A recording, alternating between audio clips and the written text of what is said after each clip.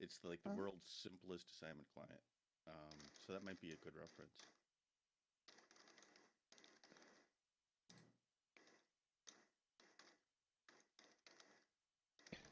Do you have any questions, Fran? I understand everything, so no.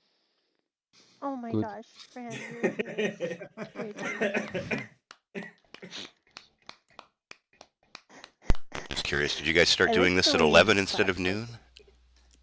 Huh? Sorry? Did you guys start No, this this at is a 11? dev meeting. You're not a Oh, dev okay. like us. Well, I just saw there was a meeting at, 11, and my butt doesn't get up till noon, so. No, Ken, we do dev meetings an hour before on Saturday. Okay, And cool. then Good to know. you're just in time for the community meeting. Excellent. Okay. Just making sure I'm not, Yeah. missing stuff. Well, I guess I am, but. I mean, if you want to. Didn't we I do like to normally keep do up. the dev meeting in another domain? Or It didn't show up for me, Codex in the go-to. Maybe it's still there, but I was like, we can just do it here. It's cool. but next time we'll be on the metaverse, right? We'll be on the. You mean a week from now? Yeah, then we have Athena official server. Oh. No pressure. Oh, No pressure, no pressure. Ken, you're gonna switch over the server, huh? That's really cool. I'm actually. Are we? Are I you? don't know. I'm doing what? What are you doing? Are you going to Tivoli or to? No. Ken, you better not. You gotta choose. You gotta choose the right one. I'll just let you guys fight over me. I'm kidding. It's all about who gets scanned. Torn between two platforms. Wait a minute. Are they courting you, Caitlin? And Mackie? Not particularly. Caitlin wrote to me like a month or two back, and she said that she was, I was very much like the use case and idea of, inspiration for what she's doing. She told me, I don't know. I'm flattered, but I did kind of just, I don't know what to do anymore. I'm just hanging out. I will happily explore all the platforms. She might be doing that with everyone. But with this in particular, I'm here for our community, and they kind of wandered off to form their own. It looks like so. I'll certainly go and hang out and be friends, but they're not coming in to hang out here with us, so I don't know. I was gonna say they never come. They don't ever come here. I got nothing but love for them. Yeah, Yeah. I do too. I miss them. If wishes were horses, we'd all ride. But I'll stick my head in over and check out what they're doing at some point too. Well, no. I mean, like from an open source perspective, Brain. Yeah. Because we're like in the same kind of like lake, maybe not in the same boat, but we're treading the same waters, we together, right? And I was thinking, like, if we solve stuff and they solve stuff, like, I don't see why not. We're the only open source, so. Oh my gosh. So does anybody know what was going on at Brave New World? It shows 9 people, but when you try to go there, it's been going on for 24 hours. Sometimes it shows 1, then 9, then 1, yeah, right. then 9. Okay, so because when someone connects into it, it jumps back to 1. Oh, okay. Yeah. Weirdly enough. But they notice. You go for it. No, I thought maybe that was the the high fidelity devs working on something. No, I think it's just somebody gaming the system. Yeah. That's what it looks like. They got toys bots, huh? No, you could. They probably just changed an API call to display a different number. It's like how the Codex for the longest time just reported no people, even though there were people there. Well, the people that were there were no people. That's all. I wish they don't do that, but no actors. Paid actors. We should also display the number of bots per place. Yeah, that would be interesting. As soon as we get the code from you that identifies bots accurately, we'll absolutely do that. I want to go capture for everybody. Bots. Yeah. Everyone's a friend of voice. I mean, what we should do is to have the Metaverse API have some sort of flagging system that many people flag that one account as a bot. It gets flagged as a bot. till the person itself from the bot unflags it or says, no, I'm not a bot type of deal. Well, one of the considerations is that you got to remember right now, because high fidelity was so centralized, basically it felt it could trust domains. So if domain claimed it had 9 people, it had no reason to doubt that. Now you could make it like, for example, report, instead of just saying I have 9 people, you could say I have 9 session UUIDs and here they all are, if you want to verify them in some way.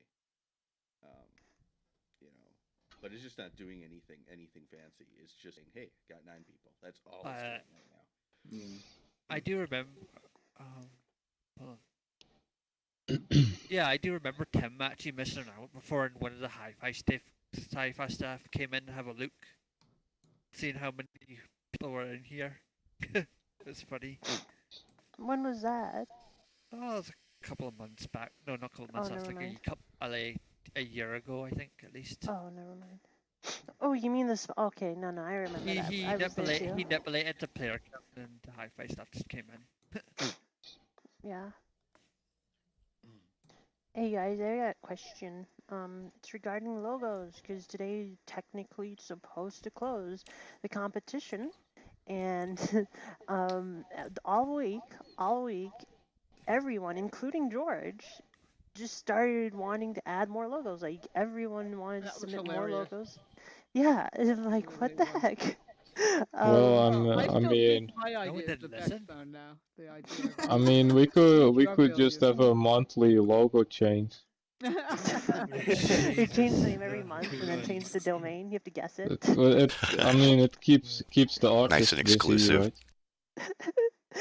Busy, right? You know what though? Like Photoshop guys, we could totally do that. Like have like a variation of the logo on launch. That'd be pretty freaking awesome. You got if anyone needs creative. Oh, that means it could move. It could. You're running this version. Oh, you're running the Frenning logo version. I've seen several websites that actually. I've seen several websites that actually regularly get new logos. In that, people just voluntarily offer their stuff and it gets added to the list. It appears in there. I say we use the case in one, but change the K to a and a. That's what I say. I stick no. with that. I say no. I think we steal the Air Force One from Trump or whatever. I know, right? Space Force. Make Athena great again, guys. Make Athena great, Athena. And change the rocket into an A. Yeah. But anyway, my suggestion is that we actually increase the deadlines. If people have worked hard to contribute, we should show some appreciation for that and just not go, well, whatever. Yeah, George may not be happy with that. I mean, we could for now pick one.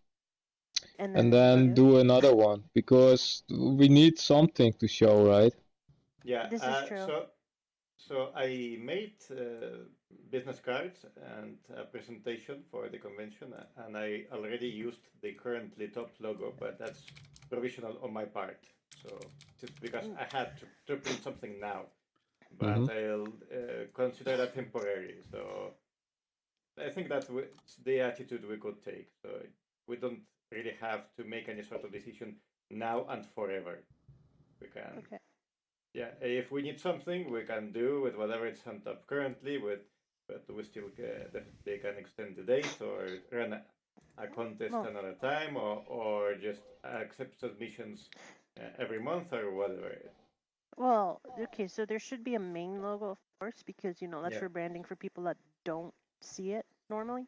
But this is along the lines of kind of like why you don't rebrand very often, kind of like everyone's saying stuff about the name, and I'm like, well, there's like hundreds of people that already know the name, and it's kind of important to like not lose that mind share. But basically, if we extended the contest, the people who newly submitted would not have a fair shot, because votes have already been cast, a lot of them, and there's no way they would be able to topple the top. what would be necessary to give new contestants a fair shot would be to do a rerun. Now, well, the you thing can is, unvote, and you can unvote your vote if you remember what you voted for, and you click on it. well, you can't, but people are unlikely to look again. A lot of the people that voted are not 100% active, right? It's the thing is, those votes stay, and a lot of the people won't vote again. Well, I sneezed. I'm sorry. Yeah. Well, I think so. In relation, we can select the logo now and then just rerun and then wait and then do a monthly thing. Yeah. Well, in general, I think it's important to show some sort of appreciation for people's hard work. You know, if somebody tried, we should somehow let them know that we appreciate it, and that's not going to be ignored. Would be interesting, yeah. In High Fidelity, the company, we had something called a love bot, and whenever somebody did something nice, you sent a love bot message with appreciation to someone. That was that old love machine stuff with the coffee. And... It's also Pirata. Before he left, he made it into an actual Slack plugin, so everybody can install it in their Slack. But unfortunately, we don't have Slack. Oh, so it's we have it at work. But like go to your no, but send love. But he does work for Discord now, so maybe he wants to support it. I don't know. We should works for Discord. We could vote on the employee of the month. We should make. You get a free parking space here.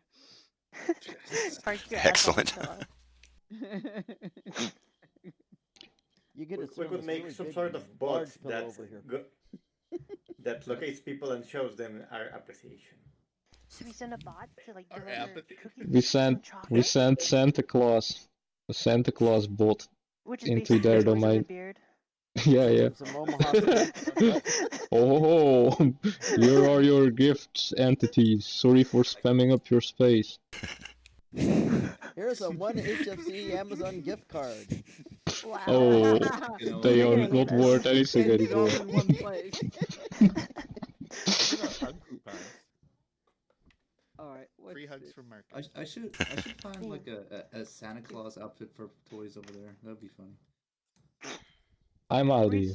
See you later. Everybody be serious now.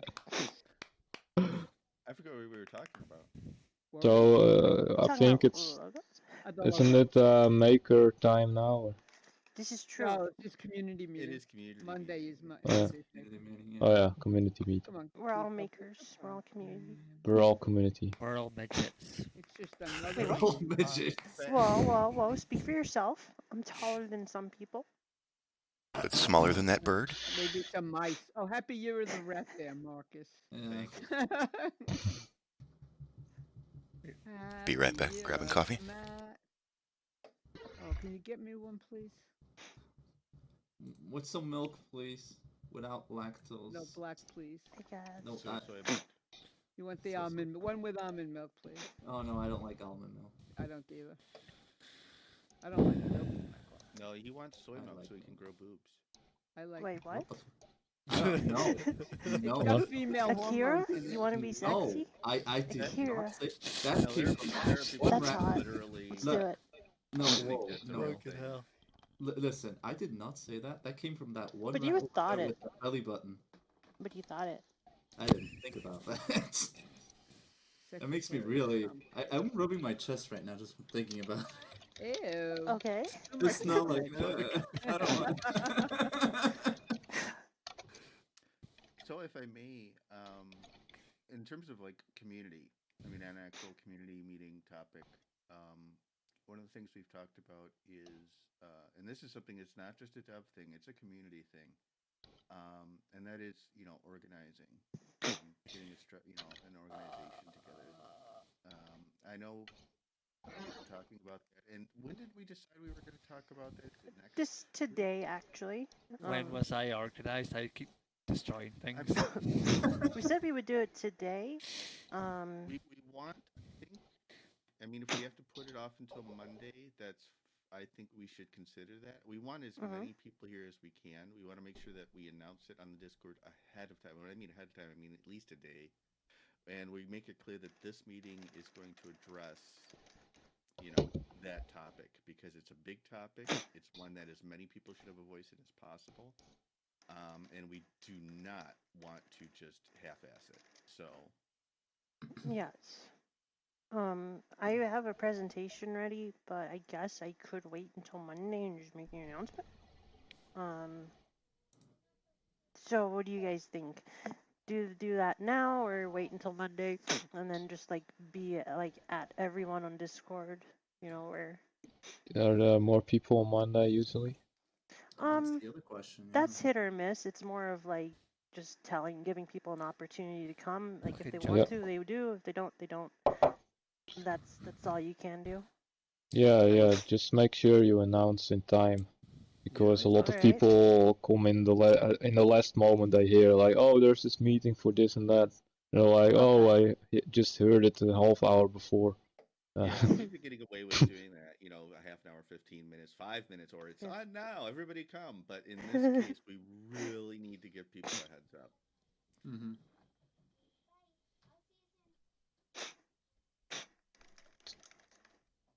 So if it's a big announcement and it's next week or something, then it should also be fine, right?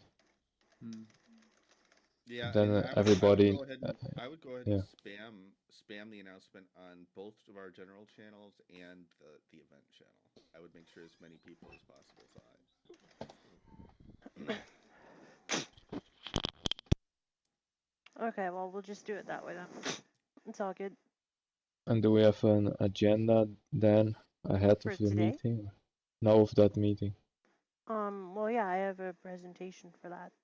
Okay. And basically, anybody, if they have an idea of how they'd like the organizational structure to be, they should also be ready to present their ideas, whether it's in whatever form. How much of a state I am in? What did you say? I didn't hear. My place is in a mess at the moment, so. Trash it. Clean up your room. Are there updates on the audio codec stuff? Yeah, we were talking about that a little bit before you popped in. We want to. The goal is to support the hi-fi codec for at least the next few months, and then hopefully, we've also talked about. I mean, the Opus codec is works. It's not merged, but it works. I don't mean to alarm anybody, but I think we're being followed. The plugin. That's where the real testing is, because that's where the real burden is. The Opus codec uses a lot of CPUs. We need to see if people who are running servers, if that scales well for them. We're also toying with the idea of implementing a flat codec as a substitute for the high fidelity codec because they're comparable in terms of resources. They're both high bandwidth but low CPU usage.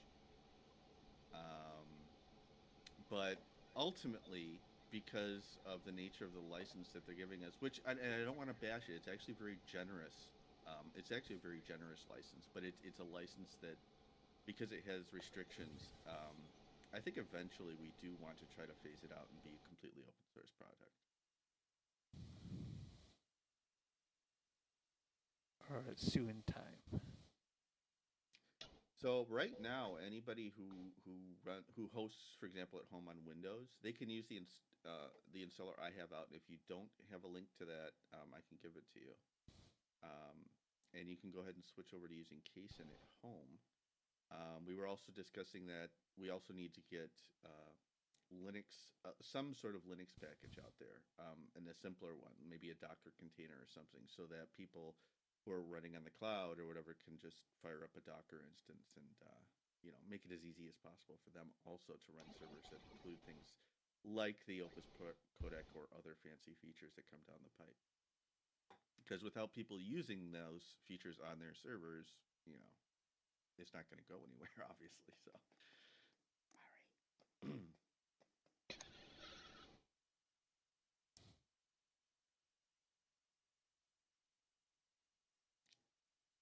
Do you think we maybe need like a page for people to look at how they can help us out testing things? I think that's a good idea. I mean, especially once we get GitHub Actions going and we have PR builds going. Yeah, absolutely. No, yeah, but I mean like how to have access the experimental features like Opus and report to us about it. Yeah, because there are going to need to be specific instructions. Yeah, that's a good point. That's a good point. That reminds me, we could probably use a page for complete newcomers just to describe how to get this running. Because, well, I plan to give people links to the website and so on at the conference, if I get it done anyway. So we could use something just as simple as possible. Download this, install that, and so on. Well, both as a section, both a section aimed at users who just want to give it a try, and both a section aimed at developers who want to get a kind of a feel for what's in here. Yeah, and then.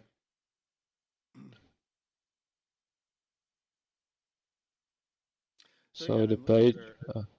I'm looking at our Athena Docs Sphinx repo, and it looks like people have been committing to it. Mostly Kalila, Control Alt David, and Salon did a commit to it. Maybe we need to raise awareness about documentation as well and how to contribute to Athena Docs Sphinx. The easiest way is probably to put like a link in the actual docs. So when people go to the docs, they're like, oh, there's a little contribute button, and it'll take you to the repo. And then you can, Let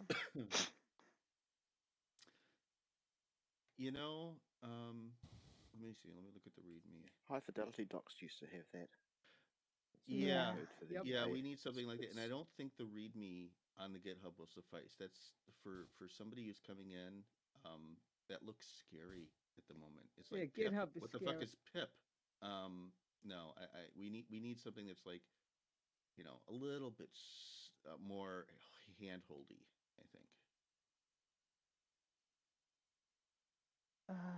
Well, that's a little bit tough because, well, they can write it like they can make basic edits and just say like what to change in the issues, and one of us can do that. But if they want to make a whole tutorial, they're going to have to, build because then they want to format it right. The other barrier here is that they need to know how to use Git, which is not an easy ask for your average person. I mean, if we had an actual like documentation team, we could always if somebody says, "Hey, I wrote up this this markup," and then they could pass it on to the team to do the hard work, dealing with Git and stuff like that. I don't know. Do you think the GitHub actions, once we got them in the main repo, should be applied to the docs as well, so that you get a fresh doc build whenever there's a PR there?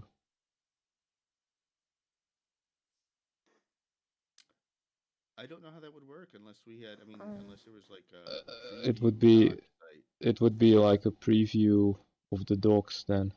Yeah. So they could see the changes. Yeah. So I don't really think that's relevant to. Oh, okay. Also, does anybody happen to know how search works with Sphinx, or whether that's extensible? Because the search we have right now sucks. I haven't tried it. Let's see. I don't know if we should use Egypt technologies with the Greek program. Yeah, that's a weird search. Hey, the Greeks heavily influenced Egypt. And it goes on forever. It finds every instance of the word I search. Damn.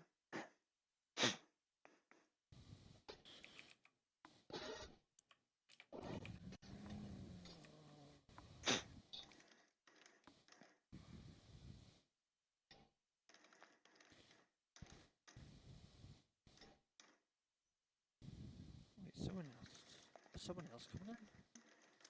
So it is possible with Sphinx to create what they call a custom search adapter. So at least it's possible to extend. Mm-hmm. Hello, everyone. Hello. Hey, Nathan. Hello. And hi, Hinkle. See you hiding over there. Hey there. Hi, Nathan.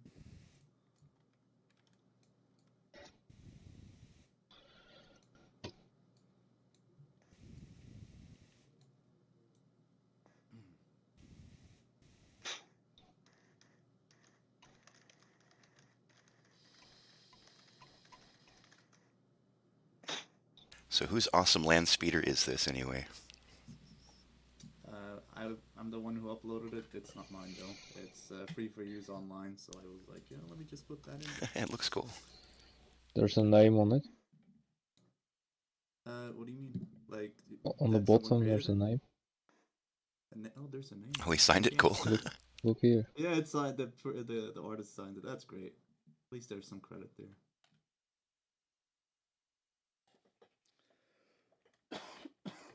So who wants to do the vehicle script so we can drive this thing around? That'd be kind of cool. It's not the script, it's the render part.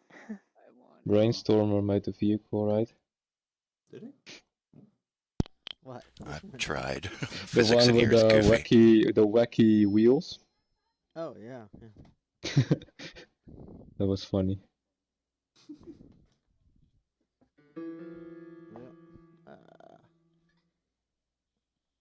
Well, gotta go out and work today. Dang it.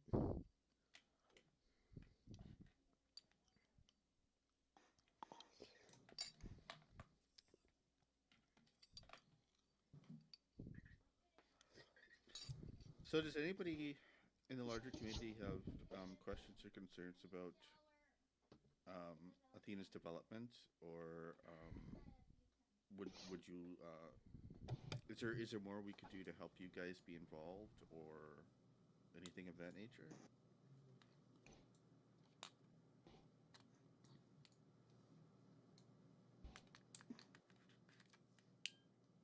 So the answer is no. We're doing awesome. Thank you. Yeah, pretty much. Keep on rocking. Get us some binaries. I mean, right? Is that thing back there, the what's it called? The roadmap back here on the webpage that gets updated, right? It's not updated yet. No, it's placeholder information in that. We have to. You, not Marcus. Hmm? I should ask you, not Marcus. Oh, it's just a roadmap. Hopefully, we could all fill out parts of it. It's just that we have to wait. Well, it's ideal to wait until like K2 or something of the sorts to get a better feel for how well we meet timelines and what we can do within those times, because it is very much a time-based roadmap. So it says Q1, Q2, Q3, Q4, unlike High Fidelity's roadmap, which was never ever like, it's like open-ended. They had a roadmap? No, not really. But they called it a roadmap. And they would just mark stuff as under review, right, for like 3 months, 4 months. You wouldn't even know what's going on. Whereas this is an actual roadmap that shows, based on time, what we're working on. Like, is it in progress, done? Like, how many steps do we have? You know, stuff like that. So I think that would be probably quite a bit more informative. It's just a matter of knowing what to put in there.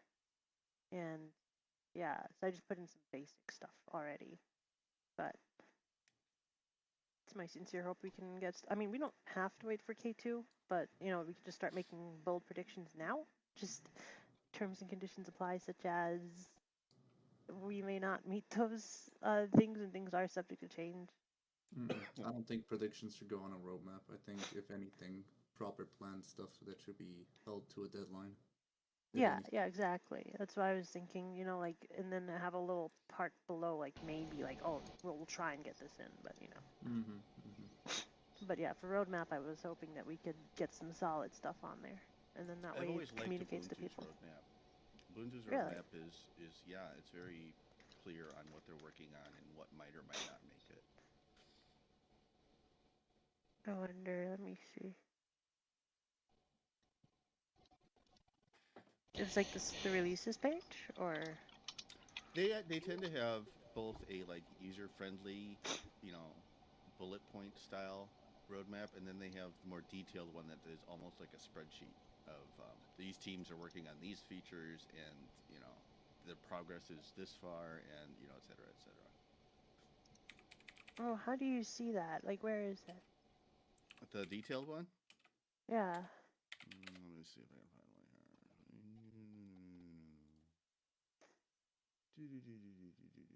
one here. Slow.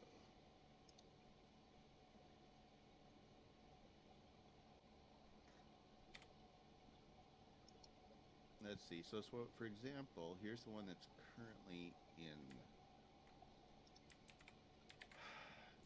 in development, and I'm going to put this on the I don't know, an off topic on Discord. It's pretty on topic. Well, I know, but it's off topic for I don't know. It just okay. Yeah.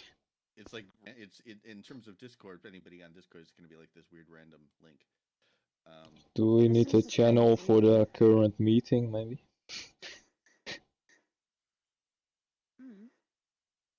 Well, we have chat here. It's just not persistent. That's all. True. But we could maybe pipe the chat through to Discord as well. Yeah. So if you're not part of the meeting, you can still see. But I don't know if that does break any privacy laws or whatever. No, not really. Marcus, I'm not exactly understanding how to read this. It doesn't look like there's much on it. Let's see, which one is this? This is what you linked. Maybe that one's too far in the future. I don't know. Their website's being really slow for me.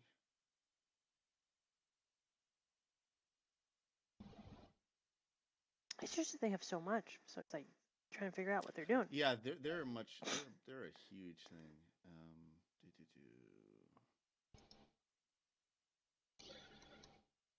It's frozen for me. I think we just not DDoSed their website by going.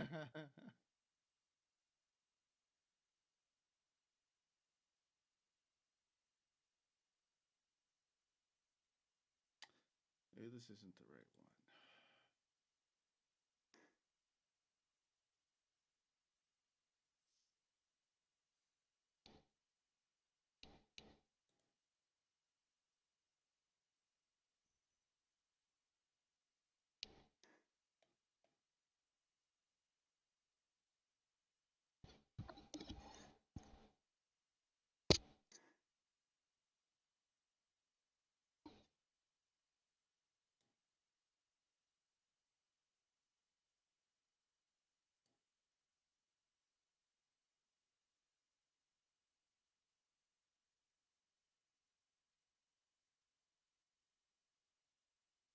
Oh, okay. So if you want detail, basically you have to take a step back and like go there again on the off-topic channel on Discord.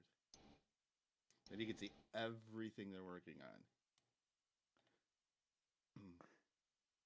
on. Oh, Egypt team. That's interesting. Just a few items. You're not allowed to edit this page. Well, fuck you. I'm just trying to click it. No access. I guess it's trying to assume I'm trying to edit it, not view it. Oh, you look at the right then, I guess. Maybe. No, it's terrible. I don't understand this. I don't either actually anymore. I take it back. Ubuntu's release roadmap sucks. I swear I could swear they had something that was a lot nicer. You must be mistaken with Fedora. Is okay, and then we're gonna go to Fedora's, and then for 20 minutes, and then realize it's. Alright, let's try that. Fedora roadmap. Let's see. Fedora 24. Why do they even call it Fedora? Oh, this is not help. Hat because of a red hat. Okay. And a fedora is a hat. They have the a large symbol for red hat set. for longest time was a red fedora. Till that whole Carmen Sandiego fiasco. Not pretty. I'm on Fedora's roadmap and looking at their change set, and it doesn't define like a start and end point properly visually. We gotta work on that.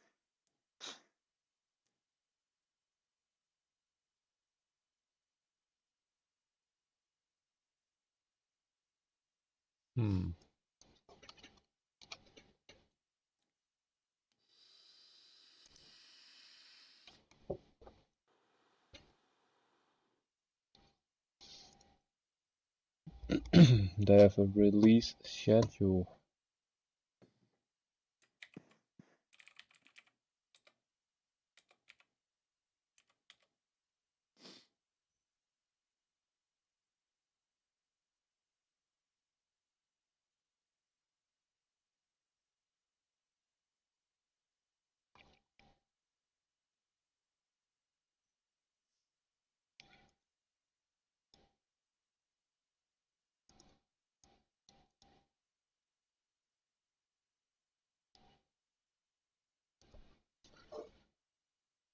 Are they even planning on new features in all these distros, or are they just doing bug fixes? Right. Yeah, I mean, I guess for us, it's just about identifying what we want to try to get into a release and making sure those are on the roadmap.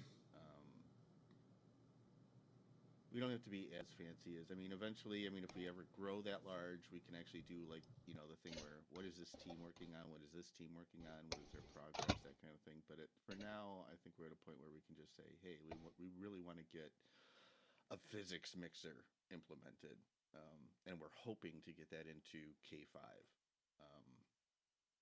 You know. I think usually in a team they do triage. They go through the list and they do a triage and they say what's important to get done first, what's needed, how much time. And just to be clear, a physics mixer is that's one of those things. At the moment regarded as a made-up thing because it's just a feature I made up for now. Okay, but if it gets implemented, it would be something along the lines of you wouldn't be reliant on your own viewer software to be handling the physics. It'd be handled somewhere a little more centrally if need be. It'd be handled on the server. Yeah. Yeah, so everything should be synchronized that way. I like it. Yeah. Yeah, I was like, why the heck did they go this route instead of going with that? Well, there's I mean, I know there's supposedly some advantage to having the physics be rendered by your, by the local viewer. It's like this. I mean, a lot of us have used OpenSim. I know you're one of them. And I can tell you the number one performance bottleneck for OpenSim is physics. Even though a few things are simulated solely on the interface, the vast majority of things are simulated on the server. If it wasn't for that, you could easily get hundreds of people into an OpenSim instance. And there's, it's about use cases.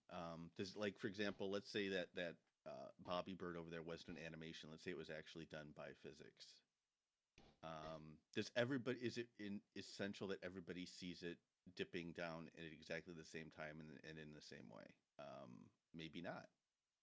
In which case, it's probably fine for the interface to simulate it and not even bother sending it over the wire. In other cases, like vehicles, probably, I mean, it's essential that everybody sees the same thing, as efficiently as possible. And vehicles are probably a good use case for server-side physics. Yep, exactly. And then there's probably use cases that fall in between. It's not an easy thing to figure out, honestly. Well, that's the coordination, but it's offering the two different types and letting people figure out how they want to architect is probably the best thing we can do. There's actually 3 different types, honestly. There's actually 3. There's I just mentioned the you two mean extremes. Simulate locally, don't send. Simulate locally, but don't even bother sending to anybody. Yeah. For example, like maybe your hair is very nice, but maybe I don't need to see it flowing exactly the way it does. Maybe you don't care if people in VR are touching it or whatever. It can flow. It doesn't matter how it flows as long as it flows. Well, I totally will though. Like I'm gonna make it well, as just touchable as I don't know. possible. Maybe you have some vines or something. I don't know. A flag waving in the breeze. Nobody's gonna fly up and touch. Oh yeah. But right now with the hair and stuff, I think it's only transferred, right? It's only it's only sent over the wire. I'm rendering all of it. Yeah. So if everybody did that locally, it might be impacting their performance a lot. I don't know, it depends on how complex your hair is. If everybody suddenly has this hair and they all need to simulate all the hair on everybody, could that impact everybody's client's performance then? It's one of those questions I think of of trade-offs. In which cases are which trade-offs best? I think it's the about trade-off giving here people is options. it's like right now it's like the second heaviest mixer after the avatar mixer is, or after the audio mixer is the avatar mixer, which is, if I'm correct, that's the one that sends everything, right? And yeah, you could potentially at least release some bandwidth by having certain things not be sent be like if I have a cube spinning, like that's one of the things the Second Life interface does. The Second Life viewer does. If you use Target Omega and just start spinning a cube in Second Life, the interface is the only thing that's actually simulating that. And I don't know anybody who's ever complained that cube is not turning exactly the same way as someone else. It's pretty annoying when building things where you want things to do that though. I've been in that situation more than 10 times in OpenSim where I want to make something that spins and I'm sure it doesn't. And it should be, yeah. And there should be flexibility for the creator to decide whether or not it's essential that cube spins in sync for everybody or not. But it should, it seems to me that if it's not essential and they have the option not to be sending stuff over the wire, that should be an option. Definitely. Well, yeah, I think that there should be no restrictions that are hard coded because that's just like shooting yourself in the metaverse foot. Hard coding restrictions is really, really, really, really bad. Domain owners and clients alike should be able to choose how they want to shape their experiences and their avatars and how they convey themselves to the world. If there's a problem with how if you put too much, well then that's kind of your problem, that you need to fix your stuff or find a place that's accommodating for that, and then that way you can design things the way you see fit, because different domain owners in different places will have different things they want. Like in VR chat, for example, some places like so complex the avatar, and other places are like, oh well, go nuts. So just like Second Life, basically in a way as well. It always felt to me like that was something the guys at High Fidelity didn't get was. Yeah, they tried to find a middle ground and hard code it. I was like, okay. Well, they were looking for like sane defaults for everybody, which was never going to happen. And I always felt that the burden for content to run smoothly fell on content creators. You shouldn't try to micromanage that via code. I think it's more like they wanted to go the Apple way, have one button that handles all the cases. Which doesn't really work for all of us in this room, I think. Yeah. No, I think that's an excellent way of putting it. Yeah. Yeah, it's a bit restrictive. I mean, are creators going to make bad choices? Yes. Yes, they will. Second Life is proof of this.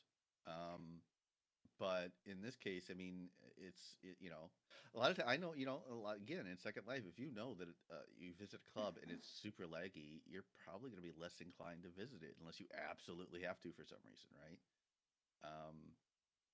It's people, voting with their feet, so to speak. Yeah, pretty much. I mean, if we have to, like, you can have servers set like your defaults if you wanted to, kind of like the wind light. You can let the server select that for you. like there's many ways to go about it. I'm just saying that hard coding the restrictions is when you really get into bad territory. Because when we were a long time ago, like I don't remember, 2018 maybe, we were experimenting with the joints, hair, like potentially simulating like the hair physics using third-party physics libraries, and all of a sudden it stopped working because it would not send a certain amount of joints that are like flow joints all over the mixture. Like that was the limit. And I was like, okay, but how dare you? Like that's stupid. That's very stupid. That should not be there like that. There should not be hard-coded blocks for anything like that. It should be scalable and changeable. How that looks, well, that's a better question to ask. But we cannot hard code those kind of restrictions. Well, I think in that case it came down to packet sizes, didn't it? I don't remember that being it. I think it was just the fact that you're sending a certain amount of joins. I think maybe for the avatar entities, for example, that case where it's 64 entities, maybe that should be a setting on the server where you could set it or something. Yeah, that would make sense. But what would happen to the items that if you set it to 0, you go to a place, do they just only show up for you, or what would happen with them? That would be a good idea, right? Like to make them show up only for you and then tell you. Well, I mean, how would you know? How would you know? Well, yeah, that comes into where we need better UI. Like, remember, High Fidelity for the longest while has literally only had a stupid tablet. That's it. Like a tablet that you'd, like, oh my gosh, I made a script and then there was like a prompt on the tablet and it had only a small message saying, look at your tablet. Like, that's all they got. No. We need proper UIs, proper web-based UIs made in HTML that pop up in front of you and tell you stuff. No tablets, please. Yeah, the tablet's way too restrictive. Like those kind of use cases toys become less of a problem when we stop thinking in the high fidelity circle, where it's where we had no way to convey things to users, where users had no way to actually control the world because there was no such thing as a UI. There's no such thing. Like either you made it from scratch out of bricks or you just don't have it at all. And I hope that we can probably find a way to change that. And I'm not saying that we should like make it so that when you go there and you have it show only for you and you're not sure. I'm saying that we at least have the opportunity to inform the user and let the user interact and actually feel in control, because having to leave VR for anything is just ridiculous. Like, you shouldn't have to leave VR to do basic things. You shouldn't have to take off the headset. The bathroom. We shouldn't have to. Oh my god. Yeah, totally. Did you see the new Charmin toilet? the Charmin VR bathroom? No, we just need to issue VR diapers. This is there you go. I'll make us money. I need to ask something. The create tool. Have you noticed? Probably I've been logging in, logging back out. I've been crashing every time I open the create tool, the create button. I don't know why. That's weird. I have had cases. If I crash more often with the create tool open than not. This is all I can say. This is my anecdotal contribution. So it's not just you. Actually, a while ago, I did find some sort of weird issue somewhere related to the create tool. So I didn't debug it properly, but there was something in there. We can dig it up in the. It should be somewhere in the issues, I think. Shall we make an issue for that? Like specifically crashing. Can you do that? But yeah, please open a bug report and we'll see where we go from there. Sure, but can I also ask why, when clicking on the create button, that separate windows outside of the interface open up? Why not inside of the interface? That's my fault, yeah. Well, I wouldn't say fault. I'm just asking. Well, a lot of us have multiple monitors, so we drag around with these windows. But the main idea was actually to have a window that you could dock inside and outside the window, so make it be able to switch to a floating window. But you never got that far, did you? No. it was still in the roadmap, but we had different things to do as well. Yeah. Another thing I'd like to do in regards to the edit tools is one of the most annoying things about them right now is that they pull for changes to entity properties, and that means you wind up with lots of you'll put in a value and then it'll instantly revert back to an old value, or it won't. Oh my gosh, you're right. And it switches to that weird floating point shit, 179.00 whatever. That's a different issue, but yeah. Okay, that annoys me. Sorry. I made it so though. I think that if you have if you change one of the three numbers of a vector, it should only change that number. It pulls the other ones. Unfortunately, it's not always working, and it seems okay. Yeah. I think it probably only works for when you're editing multiple entities at the same time. Maybe. Yeah. But it seems to me that what we need is, instead of polling, we need a signal that says, hey, this entity that, a subscription kind of thing where I subscribe to an entity that I'm working on or set of entities, and then I just get a signal that says property changed. Or there was a change in property on this entity, and that way you don't need polling at all. You just yeah. We thought about something like that as well. What was Hi-Fi's thinking on that? Well, I mean, I proposed something like that when we were working on the create tools, but we didn't. Well, they should have listened to you. This is my position. Yeah, well, I mean, there were lots of deadlines and wasn't really. I've actually already done it in a really lame way, in a really unsafe, unthread safe way, and it's. I just hacked together some code that hey, I don't remember. I don't even think I still have it. But I still have some notes somewhere on it. Yeah, it might be something. Maybe I'll do a PR at some point. I was gonna say you could do a PR and get a code review, and then like Toys, Sam, other people can comment and be like, find out where it might cause crashes, but otherwise it may not be bad code.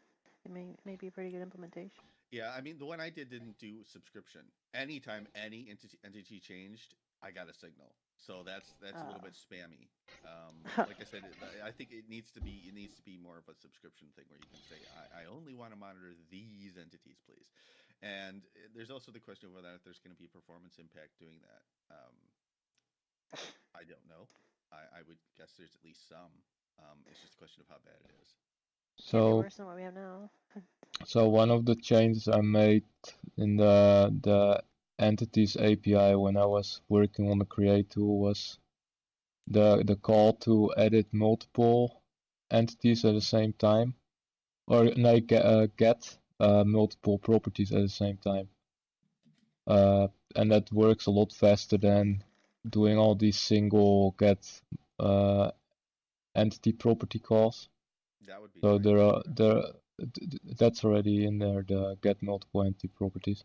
Oh, it but, is. Yeah, and if you select properties in there, it goes way faster than actually calling the get entity property single function, because the single function still gets a lot of data that you don't need, while the multiple one only takes really the stuff that you're asking for. So I tried my best to make that a bit faster, and I think we can make a lot more API calls faster by profiling them and seeing what the bottlenecks are. Absolutely. One thing I ran into with the create and multiple entities was if I was like copying an entity that had a bunch of stuff parented to it, and then I translated, moved it around somewhere, it would seem like it would at some point, either when I left the domain or when I stopped editing or something, it would change position, and I suspect it has something to do with the object origin being not the same for a copied parented thing. And the problem is I haven't been able to get a reliable, you know, repro example of it. But I've noticed it on a few times. I was just wondering if anybody else has seen stuff like that. Not really. Personally, I think linking and parenting in here is kind of a mess. At least coming from a Second Life OpenSim background, it's not intuitive. It's weird. I think it's something that could use a good eyeballing personally. Yeah, well, I don't normally use it, but I ran into it when I was, copying a bunch of stuff, and then I realized, oh, well, this thing had stuff attached to it, and I noticed it also because it lists it as relative position rather than being position, in the stats. But never mind, if nobody else has seen it, maybe it was just a quirk on my part. Well, there's probably lots of quirks. I doubt you're the only one that's seen it. If you saw it, chances are somebody else does too. And this is one of those things where it's like, again, I'm sorry, somebody's gonna punch me in the face saying OpenSim so many times, but with OpenSim, there are things over there that have never been fixed ever, and we just got used to either just not using those features or working around them, and we don't want that to happen here. We don't want that to happen with Athena. So if people, especially if it can come up, if you figure out a way to repro what you're experiencing, yeah, by all means, file an issue, please. Yeah, well, the problem, of course, is that if it lasts too long, then it becomes a feature for some reason. Because exactly, which is why I want to. Yeah, exactly. Or de facto feature in terms of like workflows. So one of the issues I'm having right now in this domain is that the edit tool goes really slow because all of the scripts are on the same engine, I think, in the client, almost. Yeah. Default scripts. I think if we have the people with the experience to make it happen, not this milestone, obviously, maybe not even the next one, but we should make moving over to something like V8 a high priority, like for this year or something. Oh boy. I don't know what that'll look like, but it'll be interesting to look into. If we could get like some programmers to actually look into what it would take, would be interesting. Yeah, even if we have like a simple version or whatever, it'd still be progress. We need something better than what we have. Yeah, we need it for performance reasons. We need it so we can run scripts in different contexts for both the reasons that like Toys just pointed out, with everything just sitting in one big context. So if we can split them up into different contexts, we can unload scripts or not. I mean, if you the way it works right now is that the default script just loads everything in the same engine. You can separate some of them. That's fine. Like the edit script should probably be in its own engine. By the way, Marcus. Mm-hmm. So I looked a bit around, and turns out that Qt did have a migration project to V8, and they gave up on it. Yeah, I know. I think JS Engine was originally going to be based on V8, and then it wasn't. Am I late to the meeting or something? You are late to the meeting, mister. To both meetings. For House Fluffy. So Qt does have a current JS engine, which I think we're not using. I mean, a recent one, which is they're supporting in the current version. So I think we should look into that as well, because, well, if they gave up on V8, it might be actually kind of tricky to integrate. They gave up on V8 for the same reason they didn't use a mainstream engine for Qt Script Engine, which is their implementation of JavaScript was never meant to be like Node or a web browser.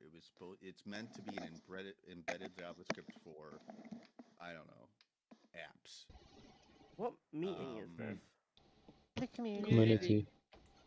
But that's not for another hour. As far as no, it started at noon on Saturday for quite a while now. It's Fluffy. That's on Monday. You're thinking Monday. Oh yeah, the maker meeting's Monday at 2. What? And the other thing you're thinking Monday. We should Monday maker meeting. I'll submit to VR community events. meeting is at noon. Then, but the other thing then that why V8 the hell offers... Then why didn't anyone mention the meeting starting in any events channels? I suppose because we just ran right into it. You're right. But it's like the dev meeting is always an hour before. But I mean, she did. She wrote it into events. 15 minutes in the dev meeting is in 15 minutes. Yeah, and then if you... But I'm on about the community meeting. Yeah, I probably could have and should have posted something. Right after. Sorry. Yeah, it would help to be clear. So I'll put it on VR events. I should do that. What do you guys think? Using VREvents.io and then just like if once Robin has the filter, everyone knows religiously to just check there. Yeah. Maybe we could have a bot just announce it in Discord or whatever. Just remind people. Yeah. Maybe a Discord bot, like a certain someone mentioned. Oh my gosh. Bots for the win. Who that could be. I don't know who that could be. So the other thing I don't think that JavaScript, that the JS engine offers that something like V8 does are contexts, particularly for things like security. V8 would let us do security context so that things like scripts that were hosted in a domain could have more trust than scripts that were hosted on, a foreign host, which is pretty much just how web browsers work for script security. And that would let us, the whitelist. Bye, Fluffy and Tim. The whitelist we have is cool, but it's not it's too much of a burden on the users right now. It should work like a web browser works, in my opinion, and we can't do that without something like V8. At least not out of the box.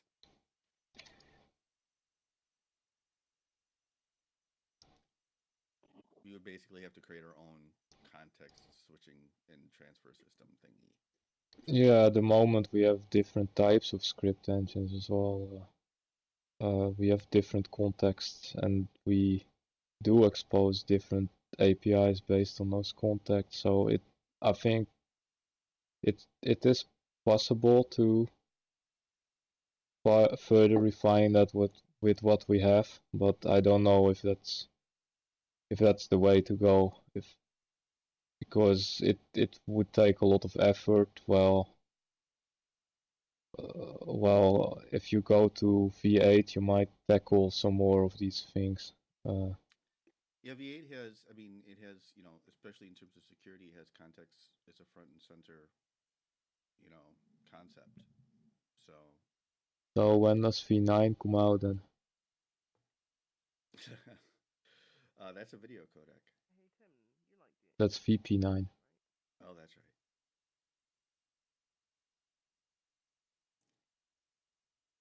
And I'm not saying we shouldn't look at JScript engine.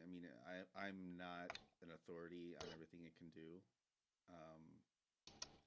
But no matter what, moving away from QScript engines, first of all, it's something that I think we have to do, if for no other reason than because it's deprecated, hasn't been updated since like 15 years. And that's not really an exaggeration. It's something like 15 years. No new code has gone into QScript engine. We're never going to get ES6 or ES7 support with QScript engine.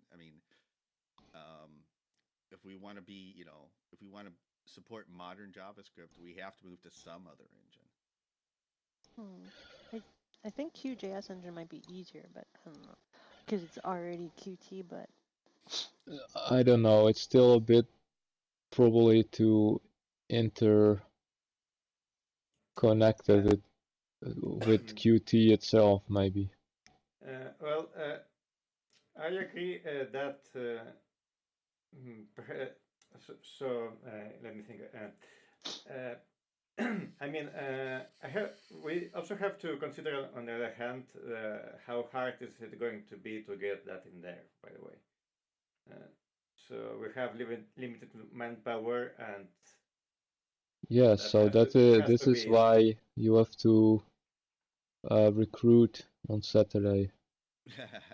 There are 8,000 hackers, I read, so wow. If you just get 4,000 of them to contribute, should be fine. And like I said, this is something I'm not saying we can do near term. I do think it's an important goal that we should have in our heads. And the sooner we can make it happen, the better. But I mean, we're obviously not going to get around to this like soon. Yeah. And one other reason not to go with Qt is because basically, if we want to keep up to date with things like security fixes and things like that, as it is with our browser with Chromium Embedded Framework, we're stuck with whatever version of Qt has. We can't just upgrade that browser separately, or at least not easily. So basically, you're stuck with you have to upgrade Qt, the entire thing. And it would be nice to be able to separate that out so that we're not every component is so reliant on Qt, so that if we need to, we can upgrade V8 independently or whatever engine we choose to use independently at any time.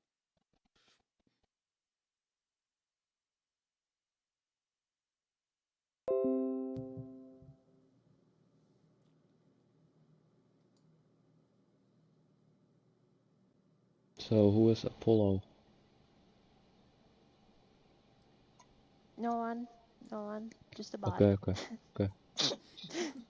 Just a bot. Pay no attention to the bot behind the curtain. Anyway, Kenneth, were you recording? Yes. Oh, okay. Yeah, I can probably end it about now, though. Well, thanks for coming, everyone.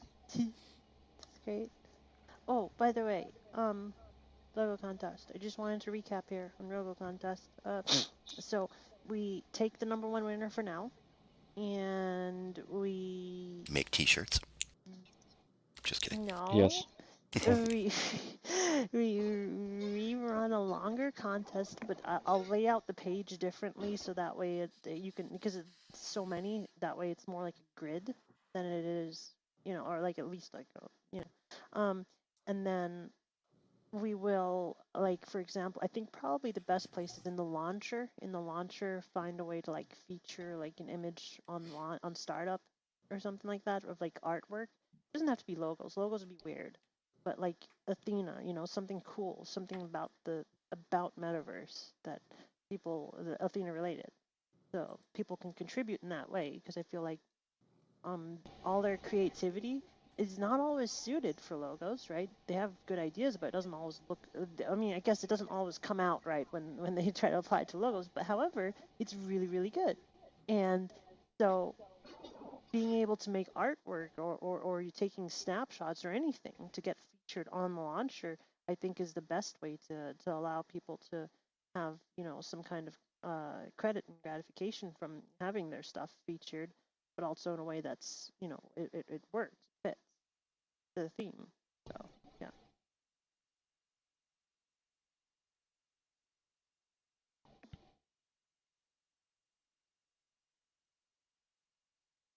Did you just say welcome to a bot, Toys? Mm-hmm. Good job. I'm a greeter. Supposed to greet. I can see that.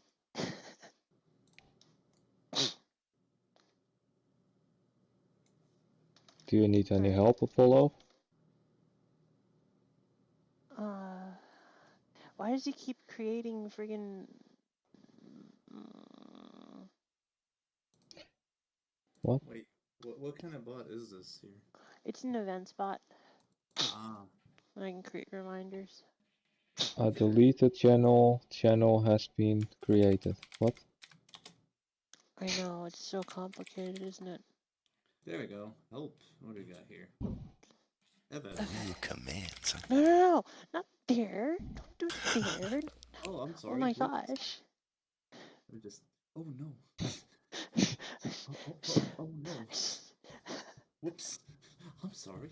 So I was away from my microphone when Cleo was talking about images on the launcher, and one of the things I like that OS Grid does over in OpenSim is they have their splash page does like featured screenshots of various regions.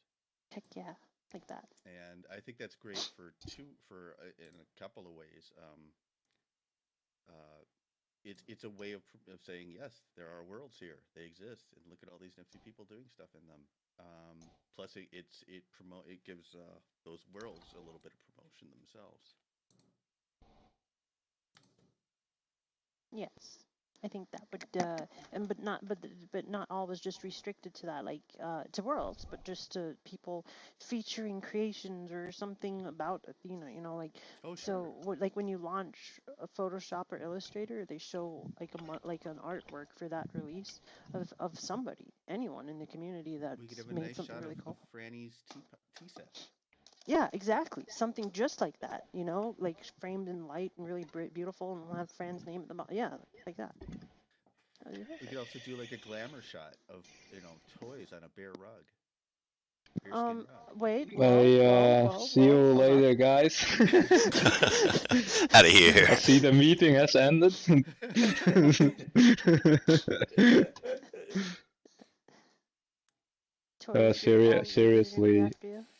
Seriously, see you next time. Oh, are you going really for serious? Yes. Okay. All right. Good night, toys. Good night. It was fun. Lots of talk. Yeah. Talk. Talk. Night. Night. Good night. Maybe. Have a good one. We're gonna have to figure out how to work this damn bot. How do we show the events? Are you holding what is it right? this?